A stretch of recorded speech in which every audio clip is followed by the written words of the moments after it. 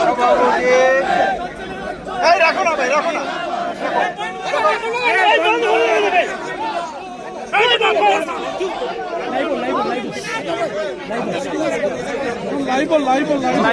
সভাপতি অধ্যক্ষ করেছে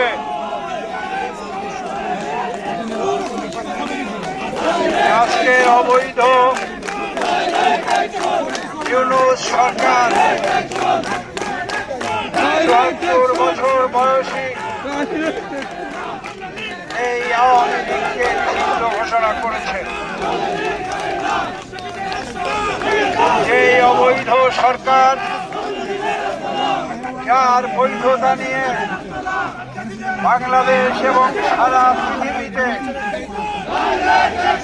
আজকে প্রশ্ন রয়েছে, সেই অবৈধ ইউনূস সরকারের অবৈধ ঘোষণা বাংলাদেশ আওয়ামী লীগ সহ সারা পৃথিবীর গণতান্ত্রিক কামী মানুষ তারা প্রত্যাখ্যান করেছে। আজকের দিনে তাই বলি, এই ঘোষণা আমরা বহুবার শুনেছি, আইয়ুব খানের মুখ থেকে শুনেছি, ইয়াহিয়া খানের মুখ থেকে শুনেছি, এবং আজকে নতুন করে ইউনূসের মুখে সেই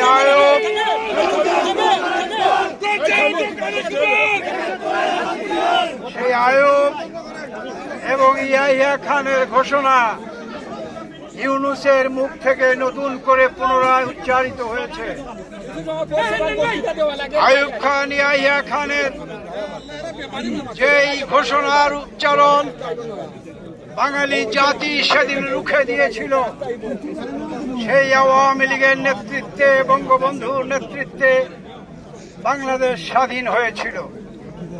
আজকের এই অবৈধ ইউনূসের অবৈধ ঘোষণাকে শুধু প্রত্যাখ্যান নয়, এই ঘোষণাকে ধিক্কার জানিয়ে, নিন্দা জানিয়ে আমরা বলি, সেই দিনের বেশি দেরি নাই যেদিন বঙ্গবন্ধু কন্যা শেখ হাসিনা স্বমহিমায় বাংলার মাটিতে তিনি পা রাখবেন। এই আওয়ামী লীগ নতুন যৌবনে আবার রুখে দাঁড়াবে এই অবৈধ